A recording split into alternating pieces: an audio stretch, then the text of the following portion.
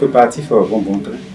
La preuve, c'est que le 7 juillet passé, nous avons procédé au tirage des épreuves, des composantes de l'éducation artistique et de l'éducation physique et sportive. Et pour rappel, en éducation artistique, cette fois-ci, les enfants vont composer en couture. Et en éducation physique et sportive, c'est le lancer et le saut en hauteur, le lancer, le balai, le saut en hauteur. Déjà depuis lundi dernier, nous avons commencé la validation des listes de ceux qui doivent participer aux différents travaux entrant dans le cadre de l'examen du certificat d'études primaires. Et déjà pour avoir un bon résultat, puisque le souci, c'est d'élever le niveau des enfants afin qu'ils réussissent massivement à cet examen. Et donc nous, dans notre département, on a déjà organisé un examen blanc, un premier examen blanc. Le deuxième examen blanc prévu pour pratiquement le lundi prochain, le 17 mai, nous allons démarrer le second examen blanc.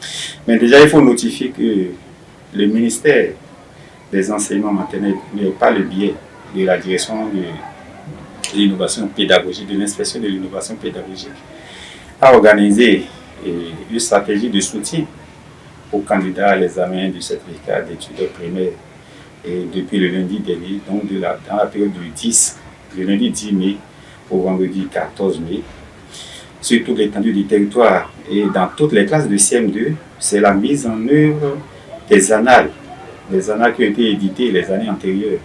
Il y a une première en 2017, une deuxième en 2018 et une troisième en 2019. Dans ces annales, ce sont les épreuves des différentes sessions passées. On a fait une compilation et il y a 12 épreuves qui ont été concoctées. Et donc les enseignants sont en train de travailler avec les enfants dans ces classes-là. Ils procèdent à l'administration des épreuves, il y a l'appréciation des copies et aussi la correction collective pour que les enfants eux-mêmes puissent identifier déjà leurs lacunes. Et au cours de la correction collective, on procède aux remédiations des différentes lacunes en vue de les aguerrir. Et lorsque nous interrogeons les pourcentages, on constate aisément que les résultats ne sont pas meilleurs dans toutes les régions pédagogiques. Il y a certaines régions pédagogiques qui traînent encore. Mais déjà, ce qui est au niveau départemental, nous sommes déjà à 72% de réussite au niveau de ce premier examen blanc. Et je crois qu'ils ont mis les bouchées doubles pour corriger l'état déjà constaté auprès de ces enfants. Pour que déjà au second examen blanc, ils puissent améliorer les scores. Et enfin, pour l'examen proprement dit, que tout le monde puisse avoir le sourire aux lèvres. Et dans le cadre de l'organisation, les différentes épreuves sont déjà apprêtées et scellées, souplées et fermées. Et les différents surveillants qui doivent participer à ces travaux sont déjà connus. Et ceux qui doivent apprécier les copies également. Pour que, en tout cas, tout est déjà fait. Les chefs du centre sont déjà désignés.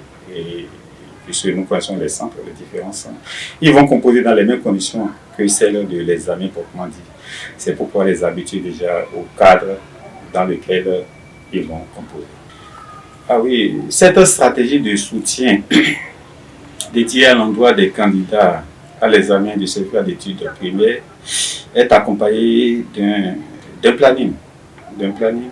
Et je voudrais inviter les enseignants à respecter régulièrement ces plannings-là pour permettre aux enfants d'apprendre au moins les savoirs essentiels, d'avoir ce qu'il leur faut, le background nécessaire pour pouvoir aborder de façon heureuse l'examen du CEP. En tout cas, vous savez, c'est des jeunes enfants, des jeunes êtres, c'est pour la première fois ils vont passer leur premier examen.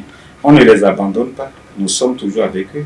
Les conditions sont créées pour qu'on puisse aborder toutes les notions déjà qui sont contenues dans le programme, afin que le jour J, là, quel que soit l'épreuve qui leur sera présentée, ils puissent valablement réussir ces épreuves-là.